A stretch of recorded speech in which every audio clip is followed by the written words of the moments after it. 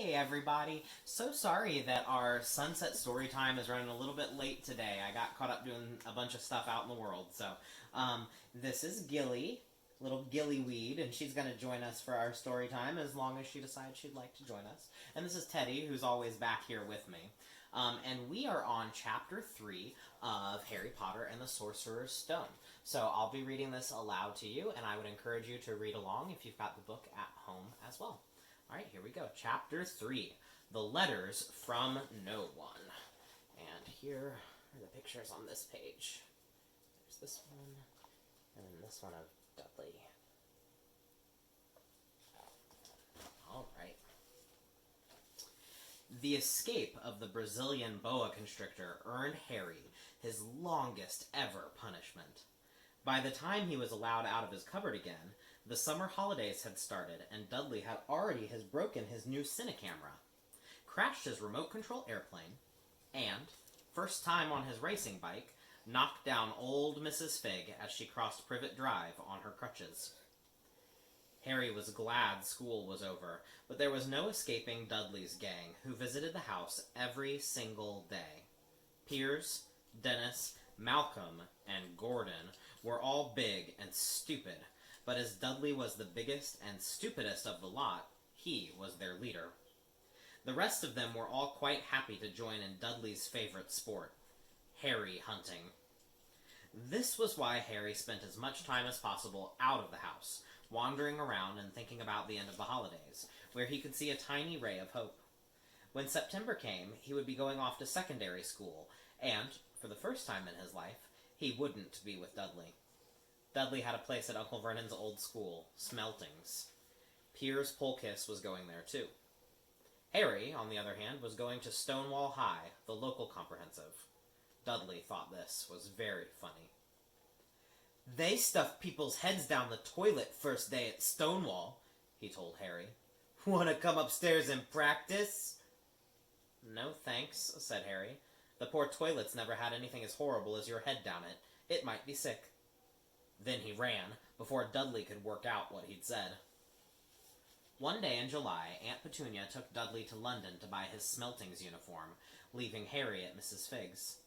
Mrs. Figg wasn't as bad as usual. It turned out she'd broken her leg tripping on one of her cats, and she didn't seem quite as fond of them as before. She let Harry watch television and gave him a bit of chocolate cake that tasted as though she'd had it for several years. That evening, Dudley paraded around the living room for the family in his brand new uniform. Smeltings boys wore maroon tailcoats, orange knickerbockers, and flat straw hats called boaters. They also carried knobbly sticks, used for hitting each other while the teachers weren't looking. This was supposed to be good training for later life. As he looked at Dudley in his new knickerbockers, Uncle Vernon said gruffly that it was the proudest moment of his life. Aunt Petunia burst into tears, and she couldn't believe it was her Ickle Duddykins. He looked so handsome and grown up. Harry didn't trust himself to speak. He thought 2 of his ribs might have already cracked from trying not to laugh. There was a horrible smell in the kitchen next morning when Harry went in for breakfast. It seemed to be coming from a large metal tub in the sink. He went to have a look. The tub was full of what looked like dirty rags swimming in gray water. "What's this?" he asked Aunt Petunia. Her lips tightened as they always did if he dared to ask a question. "Your new school uniform," she said. Harry looked into the bowl again. "Oh," he said. "I didn't realize it had to be so wet." "Don't be stupid," snapped Aunt Petunia. "I'm dyeing some of Dudley's old things gray for you. It'll look just like everyone else when I've finished." Harry seriously doubted this, but he thought it best not to argue. He sat down at the table and tried not to think about how he was going to look on his first day at Stonewall High, like he was wearing bits of old elephant skin, probably. Dudley and Uncle Vernon came in, both with wrinkled noses because of the smell from Harry's new uniform. Uncle Vernon opened his newspaper as usual, and Dudley banged his smelting stick, which he carried everywhere, on the table. They heard the click of the letterbox and a flop of letters on the doormat. "Go get the post, Dudley," said Uncle Vernon from behind his paper. Aw, make Harry get it. Get the post, Harry. Make Dudley get it. Poke him with your smelting stick, Dudley. Harry dodged the smelting stick and went to get the post. 3 things lay on the doormat. A postcard from Uncle Vernon's sister Marge, who was holidaying on the Isle of Wight, a brown envelope that looked like a bill, and a letter for Harry. Harry picked it up and stared at it, his heart twanging like a giant elastic band. No one ever in his whole life had written to him. Who would? He had no friends, no other relatives. He didn't belong to the library, so he never even got rude notes asking for books back. Yet, here it was, a letter, addressed so plainly that there could be no mistake. Mr. H. Potter, the cupboard under the stairs. 4 Privet Drive, Little Whinging, Surrey. The envelope was thick and heavy, made of yellowish parchment, and the address was written in emerald green ink. There was no stamp. Turning the envelope over, his hand trembling, Harry saw a purple wax seal bearing a coat of arms, a lion, an eagle, a badger, and a snake surrounding a large letter H. "Hurry up, boy!" shouted Uncle Vernon from the kitchen. "What are you doing? Checking for letter bombs?" He chuckled at his own joke. Harry went back into the kitchen, still staring at his letter. He handed Uncle Vernon the bill and the postcard, sat down, and slowly began to open the yellow envelope. Uncle Vernon ripped open the bill, snorted in disgust, and flipped over the postcard. "Oh, Marge is ill," he informed Aunt Petunia. "Ate a funny whelk." "Dad," said Dudley suddenly. "Dad, Harry's got something!" Harry was on the point of unfolding his letter, which was written on the same heavy parchment as the envelope, when it was jerked sharply out of his hand by Uncle Vernon. "That's mine," said Harry, trying to snatch it back. "Who'd be writing to you?" sneered Uncle Vernon, shaking the letter open with one hand and glancing at it. His face went from red to green faster than a set of traffic lights. And it didn't stop there. Within seconds, it was the grayish white of old porridge. "Petunia!" he gasped. Dudley tried to grab the letter to read it, but Uncle Vernon held it high out of his reach. Aunt Petunia took it curiously and read the first line. For a moment, it looked as though she might faint. She clutched her throat and made a choking noise. "Vernon! Oh my goodness! Vernon!" They stared at each other, seeming to have forgotten that Harry and Dudley were still in the room. Dudley wasn't used to being ignored. He gave his father a sharp tap on the head with his smelting stick. "I want to read that letter," he said loudly. "I want to read it," said Harry furiously, "as it's mine." "Get out! Both of you!" croaked Uncle Vernon, stuffing the letter back inside its envelope. Harry didn't move. "I want my letter," he shouted. "Let me see it," demanded Dudley. "Out!" roared Uncle Vernon, and he took both Harry and Dudley by the scruffs of their necks and threw them into the hall, slamming the kitchen door behind them. Harry and Dudley promptly had a furious but silent fight over who would listen at the keyhole. Dudley won, so Harry, his glasses dangling from one ear, lay flat on his stomach to listen at the crack between the door and the floor. "Vernon," Aunt Petunia was saying in a quivering voice, look at the address. How could they possibly know where he sleeps? You don't think they're watching the house?" "Watching? Spying? Might be following us," muttered Uncle Vernon wildly. "But what should we do, Vernon? Should we write back? Tell them that we don't want—" Harry could see Uncle Vernon's shiny black shoes pacing up and down the kitchen. "No," he said finally. "No, we'll ignore it. If they don't get an answer, yes, that's best. We won't do anything." "But I'm not having one in the house, Petunia. Didn't we swear when we took him in we'd stamp out that dangerous nonsense?" That evening, when he got back from work, Uncle Vernon did something he'd never done before. He visited Harry in his cupboard. "Where's my letter?" said Harry, the moment Uncle Vernon had squeezed through the door. "Who's writing to me?" No one. It was addressed to you by mistake," said Uncle Vernon shortly. "I have burned it." "It was not a mistake," said Harry angrily. "It had my cupboard on it." "Silence!" yelled Uncle Vernon, and a couple of spiders fell from the ceiling. He took a few deep breaths and then forced his face into a smile, which looked quite painful. Yes. Harry, about this cupboard. Your aunt and I have been thinking. You're really getting a bit big for it.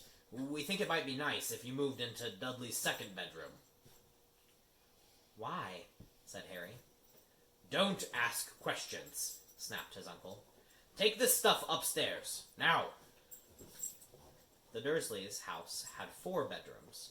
One for Uncle Vernon and Aunt Petunia, one for visitors, usually Uncle Vernon's sister, Marge, one where Dudley slept, and one where Dudley kept all the toys and the things that wouldn't fit into his first bedroom. It only took Harry one trip upstairs to move everything he owned from the cupboard to this room. He sat down on the bed and stared around them. Nearly everything in here was broken. The month-old Cinecamera was lying on top of a small working tank Dudley had once driven over the next door's dog. In the corner was Dudley's first ever television set, which he'd put his foot through when his favorite program had been cancelled. There was a large birdcage, which once held a parrot that Dudley had swapped at school for a real air rifle, which was up on a shelf with the end all bent because Dudley had sat on it. Other shelves were full of books. They were the only things in the room that looked as though they had never been touched. From downstairs came the sound of Dudley bawling at his mother. "I don't want him in there! I need that room! Make him get out!" Harry sighed and stretched out on the bed. Yesterday he'd have given anything to be up here. Today he'd rather be back in his cupboard with that letter than up here without it. Next morning at breakfast, everyone was rather quiet. Dudley was in shock. He'd screamed, whacked his father with his smelting stick, been sick on purpose, kicked his mother, and thrown his tortoise through the greenhouse roof, and he still didn't have his room back. Harry was thinking about this time yesterday, and bitterly wishing he'd opened the letter in the hall. Uncle Vernon and Aunt Petunia kept looking at each other darkly. Here's the photo from the day before.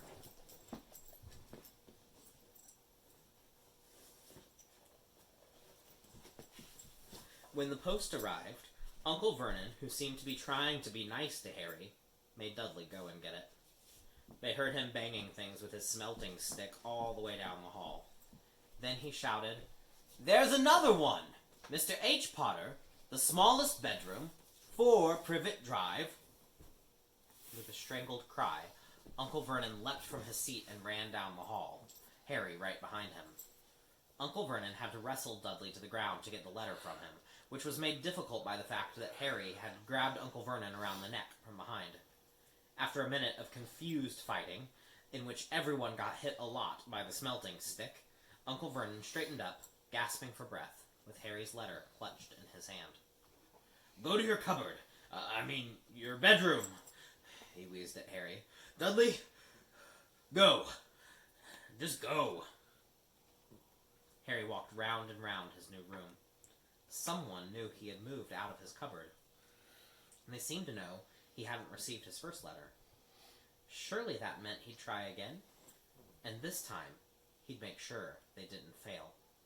He had a plan. The repaired alarm clock rang at 6 o'clock the next morning. Harry turned it off quickly and dressed silently. He mustn't wake the Dursleys. He stole downstairs without turning off any of the lights.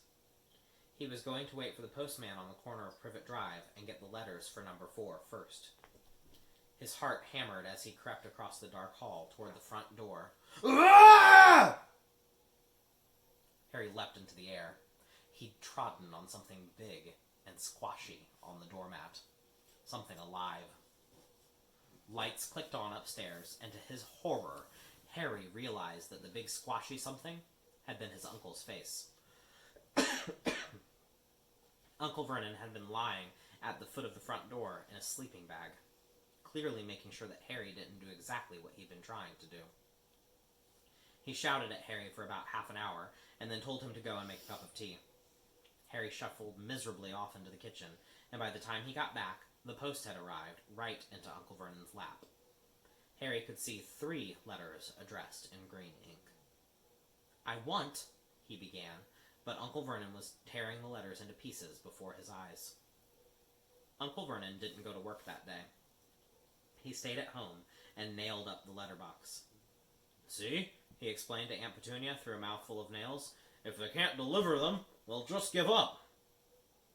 "I'm not sure that will work, Vernon." "Oh, these people's minds work in strange ways, Petunia. They're not like you and me," said Uncle Vernon, trying to knock in a nail with the piece of fruit cake that Aunt Petunia had just brought him.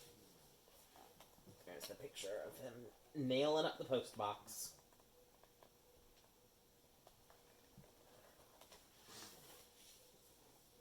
On Friday, no fewer than 12 letters arrived for Harry. As they couldn't go through the letterbox, they had been pushed under the door, slotted through the sides, and a few even forced through the small window in the downstairs toilet. Uncle Vernon stayed home again. After burning all the letters, he got out a hammer and nails and boarded up the cracks around the front and back doors so no one could go out. He hummed Tiptoe Through the Tulips as he worked, and jumped at small noises. On Saturday, things began to get out of hand. 24 letters to Harry found their way into the house, rolled up and hidden inside each of the 24 eggs that the very confused milkman had handed Aunt Petunia through the living room window. While Uncle Vernon made furious telephone calls to the post office and the dairy, trying to find someone to complain to, Aunt Petunia shredded the letters in her food mixer. "Who on earth wants to talk to you this badly?"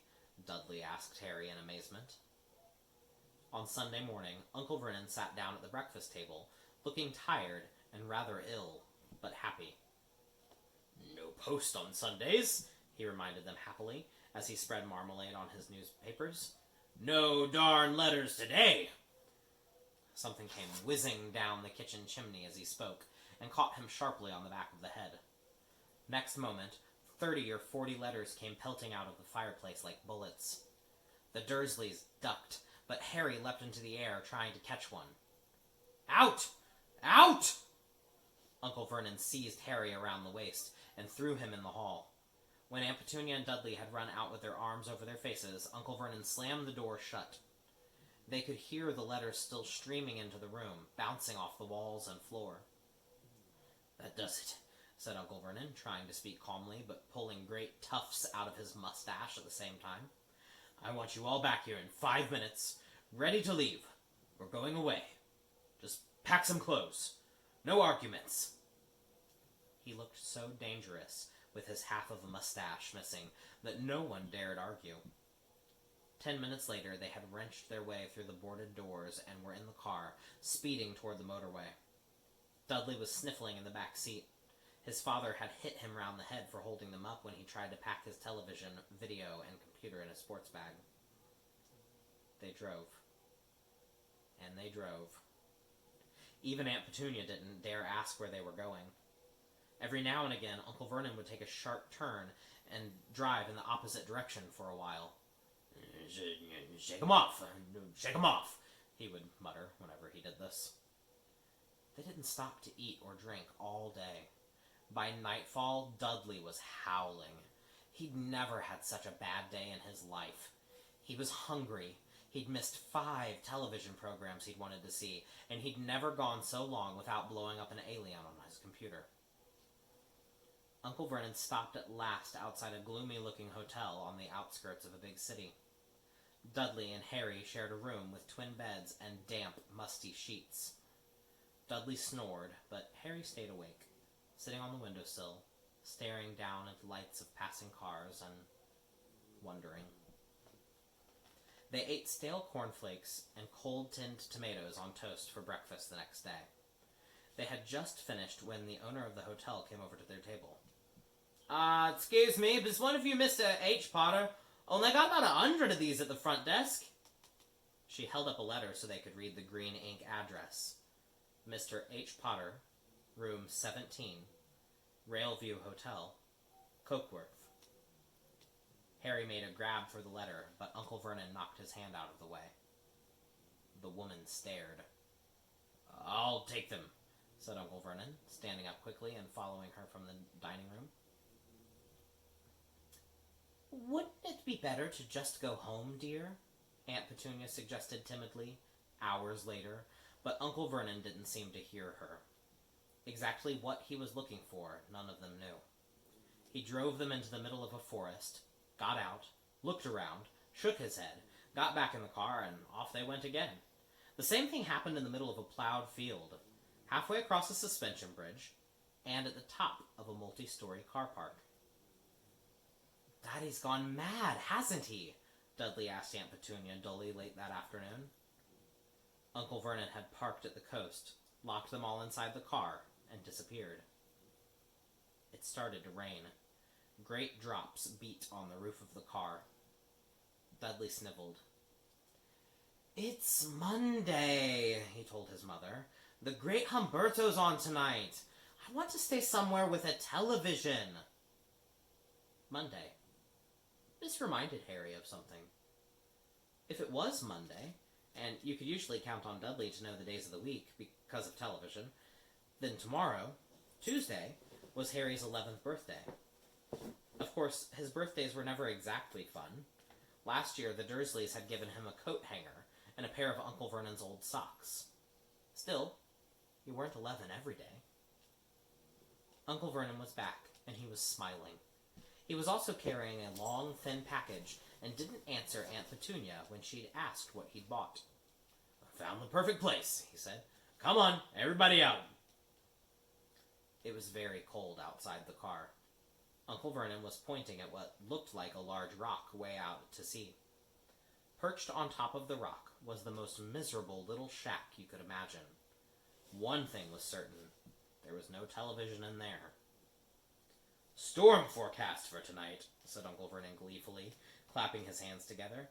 "And this gentleman's kindly agreed to lend us his boat." A toothless old man came ambling up to them, pointing, with a rather wicked grin, at an old rowing boat bobbing in the iron-gray water below them. "I've already got us some rations," said Uncle Vernon, "so all aboard!" It was freezing in the boat. Icy sea spray and rain crept down their necks, and a chilly wind whipped their faces. After what seemed like hours, they reached the rock, where Uncle Vernon, slipping and sliding, led the way to the broken-down house. The inside was horrible. It smelled strongly of seaweed. The wind whistled through the gaps in the wooden walls, and the fireplace was damp and empty. There were only 2 rooms. There's Uncle Vernon rowing us out.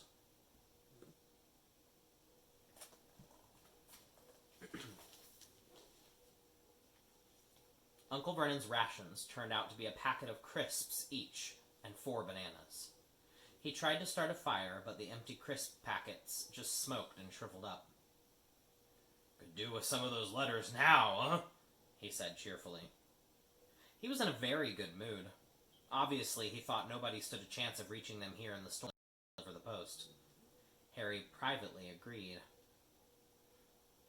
though the thought didn't cheer him up at all. At night, as night fell, the promised storm blew up around them. Spray from the high waves spattered the walls of the hut, and a fierce wind rattled the filthy windows.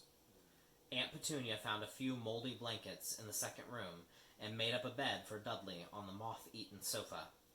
She and Uncle Vernon went off to the lumpy bed next door, and Harry was left to find the softest bit of floor he could, and to curl up under the thinnest, most ragged blanket. The storm raged more and more ferociously as the night went on. Harry couldn't sleep. He shivered and turned over, trying to get comfortable, his stomach rumbling with hunger. Dudley's snores were drowned by the low rolls of thunder that started near midnight. The lighted dial of Dudley's watch, which was dangling over the edge of the sofa on his fat wrist, told Harry that he'd be 11 in 10 minutes' time.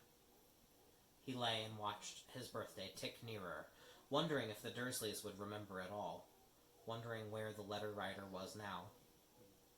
5 minutes to go. Harry heard something creak outside. He hoped the roof wasn't going to fall in, although maybe he'd be warmer if it did. 4 minutes to go. Maybe the house in Privet Drive would be so full of letters when they got back that he'd be able to steal one somehow. 3 minutes to go. Was that the sea, slapping hard on the rock like that? And 2 minutes to go. What was that funny crunching noise? Was the rock crumbling into the sea? 1 minute to go, and he'd be 11. 30 seconds. 20. 10. 9. Maybe he'd wake Dudley up just to annoy him. 3. 2. 1. Boom.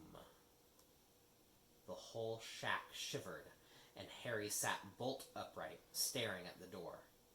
Someone was outside, knocking to come in. And that is the end of Chapter 3. So we will do Chapter 4 tomorrow, a little earlier next time, so that you guys can keep watching these every day. On your own, Tigers, please keep reading. It's really important that you read on your own. We really want to see you guys still doing your SFA, so read for 15 or 20 minutes a day and talk to an adult about what you're reading about. So that was Chapter 3 of Harry Potter, and I'm excited to see you guys tomorrow. All right, bye!